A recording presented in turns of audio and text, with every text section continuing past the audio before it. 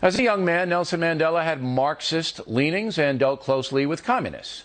Check out a recent article in The Economist magazine if you want specifics on that. Anyone who knows anything about South Africa understands Mr. Mandela's philosophy. Enter the far-left MSNBC network and Al Sharpton. As we have demonstrated in the past, Sharpton is a dishonest purveyor of information, a man who could not care less about reporting what's true. Last Friday, using Nelson Mandela as cover, Sharpton attacked me.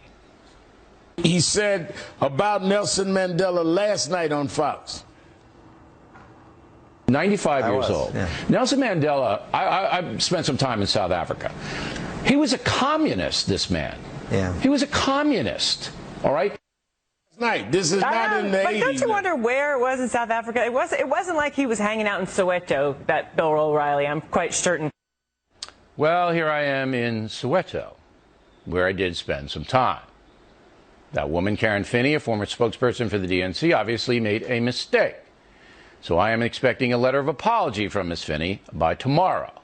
If she is honest, she'll send it over. If she is like Sharpton and not honest, she will not, and I'll let you know what happens tomorrow evening. As for Sharpton, he is a flat-out deceiver. Here's what I actually said about Mr. Mandela. 95 years old. Yeah. Nelson Mandela, I spent some time in South Africa. He was a communist, this man. Yeah. He was a communist, all right? But he was a great man. What he did for his people was stunning. The sacrifices that he made. He could have repudiated it and got out of that prison. He wouldn't do it. So you can see that Sharpton cut out all of the context, as he has done many times before. Now, any other commentator on national TV would have been fired for doing that. But NBC seems to be afraid of Sharpton.